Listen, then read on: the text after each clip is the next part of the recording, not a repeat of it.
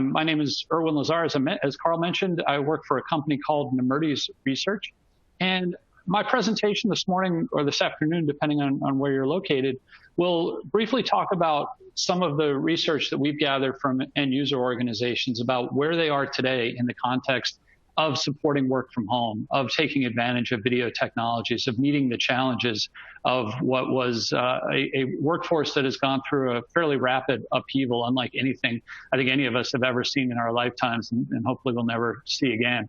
We'll share with you some insight from a study that we conducted earlier this year. I'll go into that in more detail. And we'll talk about how we isolated companies that are seeing success from their investments in video communications and related technologies, and how we define success. And then what are the things that correlate with success? So as you're thinking about your strategy going forward, and you've probably gotten through that, as Carl mentioned, survival mode, we called it panic mode in some of our writing. And now you are also starting to think about what does the future hold? What is that right mix of in-office, at home? And most importantly, I think, how do you continue to enable people to engage with one another regardless of where they're located? Then we'll wrap up, and at the end, as Carl mentioned, after all the presentations and sessions today, we'll have some Q&A. So to introduce myself in a little bit more detail, I have been an industry analyst for about 18 years. That means I spend my time trying to figure out not only what's happening today in the unified communication, collaboration, video conferencing, and related markets, but also what's going on in the future. I've been doing this, like I said, for about 18 years. Prior to that, my background was in network engineering and network operations. I kind of fell into voice as a net head, coming from an IP world, Novell before that, and then helped organizations moving into voice over IP and converging voice and data networks. I lead our coverage within Nemertes. I'll speak more about that in a second, around digital workplace, and work with a number of end user organizations on strategy, vendor selection, technology roadmaps, and so on, right, for places like No Jitter and Workspace Connect and a variety of other ones you can see out there. And I'm based in Virginia, not too far from where Carl's office was, where we last met in person before this pandemic changed the world. So to introduce Nemertes, everything that we publish is based on data we gather from end user organizations. So we do a number of research studies throughout the year where we go out to people who are responsible for buying technology, implementing technology, and operating technology, and try and find out what are they doing, why are they doing it, what has worked, what are they spending, and what are the end results of the investments that they made. So as I go through the first part of this study, we'll share with you some insight into our recent study on video communications. And again, most importantly, what are the characteristics of successful organizations? So everything I'll talk about in the rest of the presentation comes out of a study we published a few weeks ago called Visual Communications and Collaboration 2020-2021. As I mentioned, we caught folks in the panic mode. We went out to 528 organizations through a combination of interview and survey. And we asked a lot of questions about what are they doing to support, well, what does their work environment look like today? So how many people have gone home, what kind of roles, and so on. And then what challenges have they faced in supporting work from home? And what are they doing to enable communications and engagement? And what are they thinking about moving forward? So we kind of caught them just at the tail end of, we've got people up and running, we've got them at home, we're starting to think about what that workplace of the future might look like. But we did gather a bunch of insights into how the pandemic has impacted their organizations from a spending and priorities standpoint as well. Everyone that participated in this are users of technology. Again, they had to have some involvement in video communications and collaboration. So we covered video conferencing and meeting applications. We also covered tangential areas related to hardware, digital whiteboards, how people are supporting home workers, and the use of video to build applications for things like telehealth, telemedicine, and certainly distance learning, which has been a big part of challenges for a lot of organizations going forward. So, kind of before we get into where we're going, let's talk about where we are. And the numbers are just simply astounding. Before the pandemic, we saw that 63% of organizations allowed employees to work from home.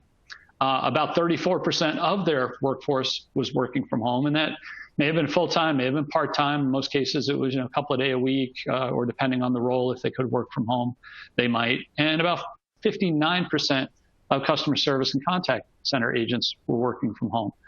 So the world flipped on its head in March. The numbers from our study now show that 91% of companies are now supporting work from home for nearly 3/4 of their employees. So more than doubling of the percentage of employees. And really the folks that are in the office now are ones that have to be. They're frontline workers, they're task workers, they're folks responsible for operations of businesses, critical infrastructure, and law enforcement, and you name it, where there is no choice. They have to continue to work within a facility. And we also found that 75% of contact center agents are now working from home. So we have drastically changed the nature of work. Work is now, people always used to say it wasn't a place you go, it's something you did. It's probably something you do at home, and then you leave your home to get away from work in some cases. So the world has just gone through this sea change that we have seen in terms of where people work. And it's created a world of challenges for organizations to remain productive, to engage with employees, to begin to continue to have a culture that defines what it means to work for that company. And so we'll talk more about some of the challenges companies are facing, but dealing with that isolation of people sitting at home and feeling like they're not part of anything anymore continues to be a strong challenge. And we don't see this changing anytime soon. So 70% of our participants telling us that they expect to continue work from home. We'll dive a little bit more deeply into that. And this is where we're starting to see that transition into, okay, where do we go from here? And what does that new normal mean to our company? So the first area that a lot of organizations are looking at today is the impact on real estate. And so as Carl mentioned, a lot of people still, there are certainly a segment of people who love working from home and couldn't imagine going back to the office. I've been working from home now for 14 years. I certainly don't miss the 2-hour commutes. But there is also a large segment of people who want to be back, whether it's full-time or for certain activities, working with coworkers on projects and tasks and ideation activities and so on. On the flip side, organizations are now looking at, can I save some money by not having the office as it existed before? Maybe everyone doesn't need a desk. Maybe we go to more of a flexible work model. So about 23% told us they have already started looking at real estate savings. And I expect that this number will probably get close to 100% by the end of this year, especially for organizations operating in expensive real estate markets in major cities, where they are seeing now workers moving into suburbs and even looking at, do I really need to pay to live in a high real estate market? Or could I work from a low-cost area and still be just as effective? So again, the entire nature of work is changing. So I mentioned the challenges. We'll talk a little bit more on the next slide. But one of the key technologies that we have seen as companies have moved to this new reality is that they're using video. Video is critical. We found about 91% of companies that are using video to support work from home. We found almost half that had adopted a new video conferencing solution, either one they're paying for or one they're taking advantage of what were a number of free offers that were out on the market in March and April to help companies transition very quickly to home. We're finding that video is now critical. When I last did this study in 2018, I can't tell you how many people I talked to that still said, you know what, we have it. We're really reluctant to roll it out because no one's turning their camera on, or it's going to kill our network. I always heard that one. If everyone starts using desktop video, we don't know what that's going to do to our network. So we're going to hope that nobody ever turns it on. The mentality and the attitude toward video has completely flipped on its head in the last couple of months because of that need to engage with people that are working from home. So today, 30% of our participants said that all of their meetings use video. There's still going to be some stragglers who don't turn their cameras on, but at least video is part of that meeting experience. 53% said more than half of their meetings use video today. When you look at the number of video meetings that are out there, on an average, don't have this broken down by company size, but just to give you a sense of the magnitude, more than a tripling in the average number of weekly meetings that use video, from 23 or so before the pandemic to more than 68 now. And it's really only a small segment of the population, about 17%, that say, yeah, we sometimes use it or we don't use it, but maybe it's starting to increase. So video is the new normal. It's the new dial tone. We have been talking about the future of video being the future since what, the 1968 World's Fair, when AT&T came out with the picture phone. It's finally here. And not only that, we see that companies are using video beyond just meetings and conferencing, but they're using it to build that culture and that sense of engagement with remote workers. So nearly 60% of our participants told us that they use video for social get-togethers, happy hours, training. I've heard yoga classes. I've heard wine tasting, which is, requires some advanced planning. Social type meetings related to training. Bringing in guest speakers. Health and wellness is certainly a big area where companies are making investments, again, to encourage people to get up, walk away from their desk, get some physical activity, especially in the challenge when so many gyms are closed today. And then self-betterment, using lunch hours for classes that may not have anything to do with work, a cooking class, a language class, something like that. Social activities that allow people to bond with one another through bring your children or bring your pets to work or so on. That, again, activities to overcome that fact that we don't see one another anymore. We don't chat in the mornings about what you did over the weekend. We don't go out to lunch. We don't go out, Friday after work for a quick drink or something like that. So the biggest challenge that companies have told us that they're facing isn't necessarily a technology one. It's the management piece. It's how do I keep remote employees engaged? How do I make sure that their work is visible, that they know that what they're doing in those 8 or 10 or 12 or 14 hours at home is being noticed? That they can get ideas out there, that they can gain insight and information from their coworkers and learn from them.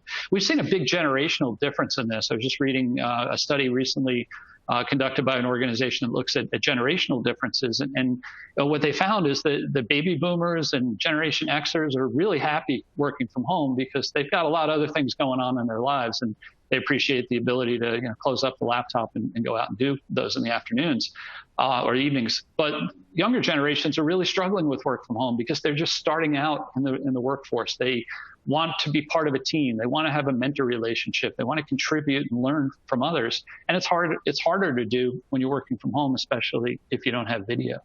So managing remote employees, continuing to keep them engaged, making sure you're checking in with them on occasion and so on. And then also a number of the IT-related functions that do create challenges, things like home internet, home Wi-Fi, video quality, VPN performance, and audio quality issues. We found that these were exacerbated in organizations that were trying often to run legacy on-prem platforms that really weren't set up for massive work from home. So that's accelerating interest in cloud. But it's the challenge of, okay, I've got 17,000 people sitting at desks, and this is a true case study, 17,000 people sitting at desks who are using thin client VPNs to get into the network when they're on the occasion working from home. Now they're all working from home. And so I need to bring them in. I need to make sure I have enough bandwidth, performance. I need to manage the home and so on. So I mentioned success, and it's core to everything we publish. We try and figure out what are the characteristics of successful organizations, and we look at 3 factors. At the end of the day, if they invested in any technology, but specifically around the collaboration space, did they increase revenue? Did the technology improve their responsiveness to customers and sales opportunities and their ability to close more deals or upsell existing customers, retain customers, et cetera?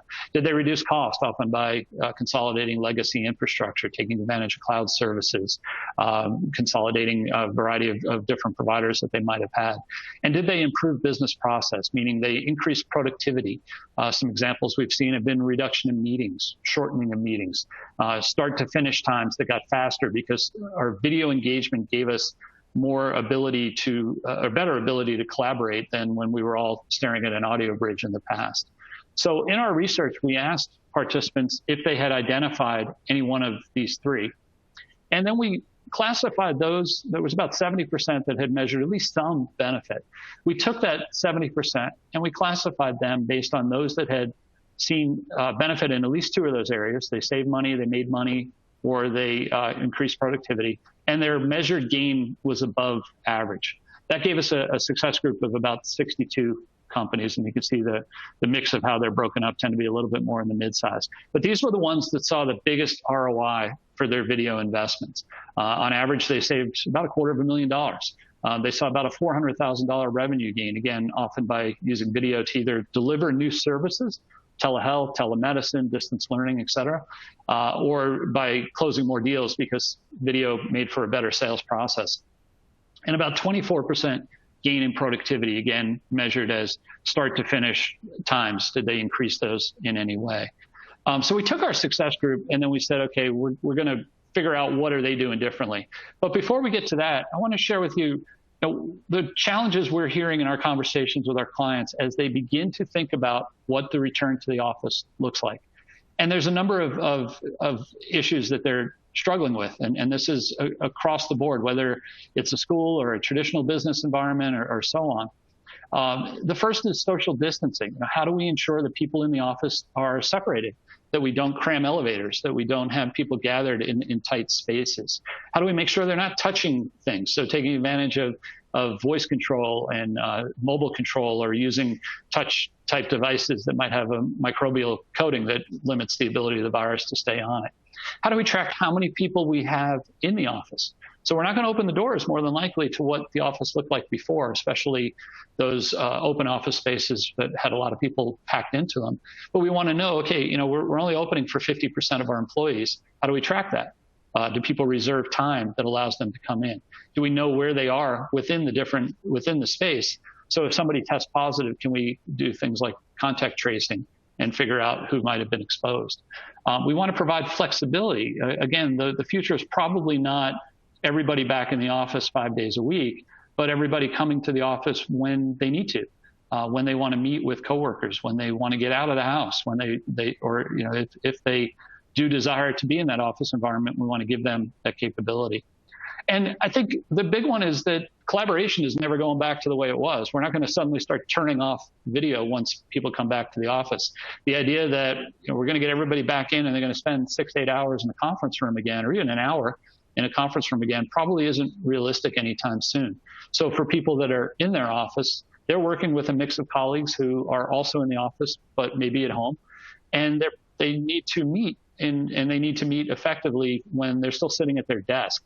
Or they're sitting in a huddle space or something like that. So we think there won't be any end to the use of video. We found that the pandemic has caused organizations to sort of rethink their room video conferencing strategy, and if they were expanding rooms, they're probably still thinking that way. So about when we last did the study in 2018, we saw a room expansion for about 35% of participants. That dropped slightly in 2020. I would have expected that number to have been significantly higher just because of the growth of video over the last 2 years. But the fact that only 34% were increasing rooms is astounding. And a more than doubling from 2018 of those who said, you know what, we're taking out some of our video room systems because we're just not sure if we're going to need them, and we don't want to pay to support them, we don't want to pay to license them, maybe they're obsolete, and so on. And for those who were decreasing, the pandemic was their big driver. So there's still about 58%, 57% that are using video conferencing about in the rooms, another 25% planning to use it. And again, because I think you're going to see video will still be widely used as companies do return. Another success criteria, or maybe the first success criteria, is thinking about video as a critical service. I mentioned earlier, I came from a networking background. I've worked with network engineers for years and always heard, we really hope video is something that doesn't get turned on, or we need to think about admission control, or back in the days where I used to talk to folks who said, how do we turn off everyone's video when the CEO wants to make a video call because we don't have enough bandwidth to support all the demand we have for it? Today, again, people are thinking about video as a critical service. It has to be up and running, has to be reliable, has to perform. Within our success group, that 62 companies I mentioned, more than half, 52.2 or 52.5%, view video as a critical service versus only about 36% of the rest of our pool. So significantly higher among our success group that they view video as something we have to have up and running, and more than half overall viewing video as a critical or at least important service. Maybe not 5.9 reliability, but it is something we need to keep up and running. So again, within IT shops, video has become the new normal. Another success factor that we've seen is, as companies again have moved out of the survival or the panic mode, is they're thinking about the home as the new place where people are working, and therefore IT needs to manage that home. So the rush to just get home, get whatever device you can, get up and running, go out to a store and buy a webcam is changing to, what do you need?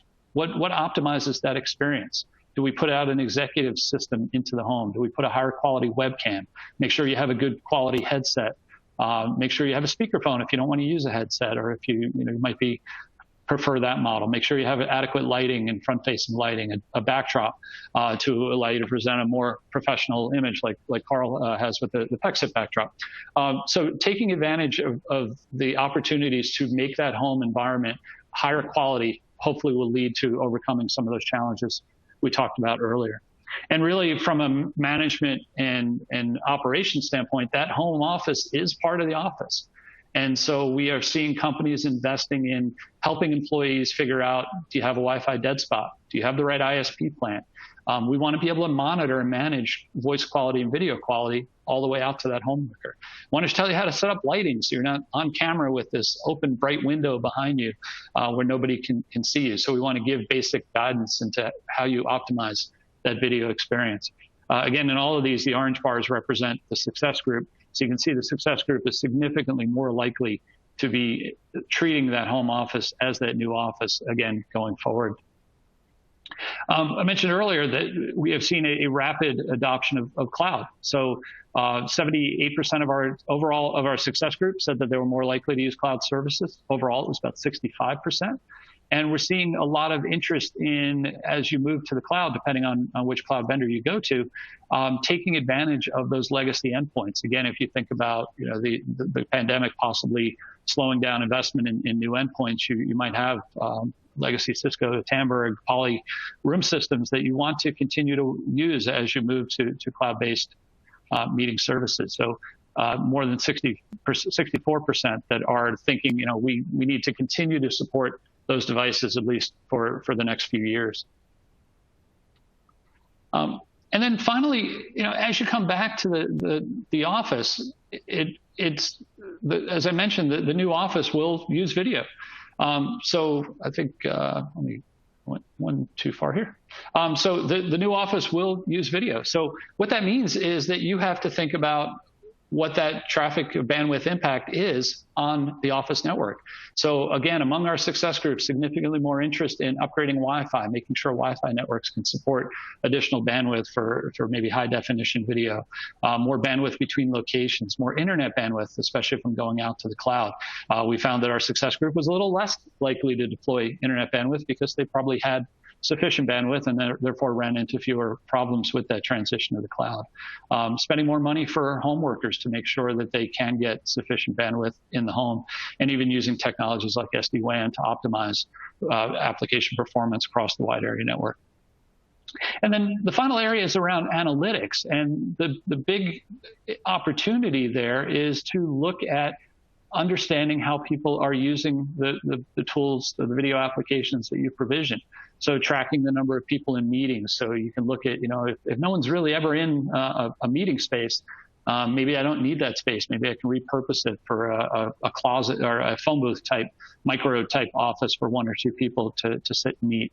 Obviously, keeping an eye on audio and video performance is critical, and even keeping an eye on meeting length and looking at ways that you might measure benefits from using video. So everyone turned their camera on. The meetings were 22% shorter than meetings where only a third of the people had their cameras on. That's really valuable information that will help you as you continue to refine your strategy around user adoption and awareness.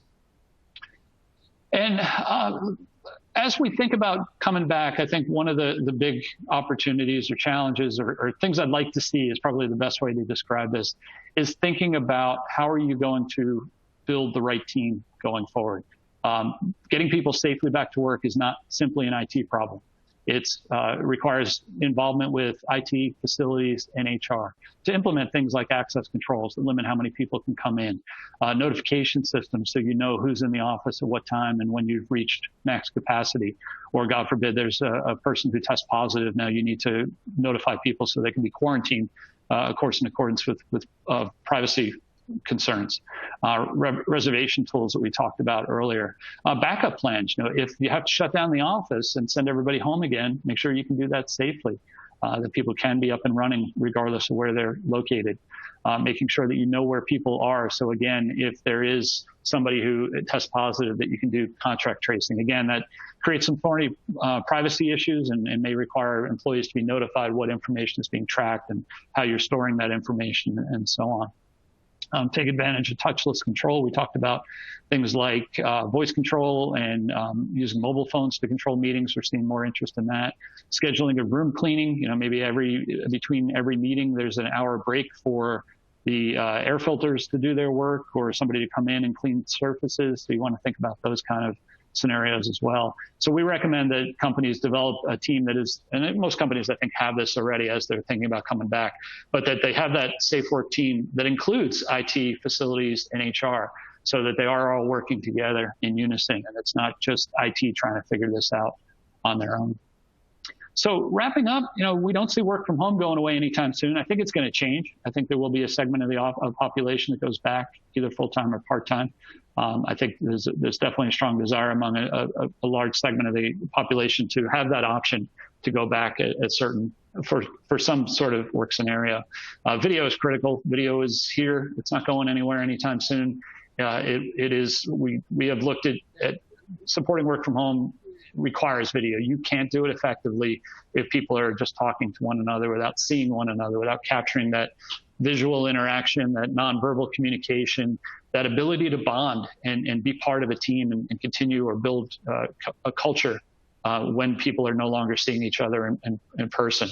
As you're thinking about that return to the office, make sure the network is ready to go to support more video. Make sure you have management capabilities and visibility. Use video for social bonding and other cultural, other types of tools that overcome that management challenge, that isolation challenge, and so on. And finally, I can't stress this enough.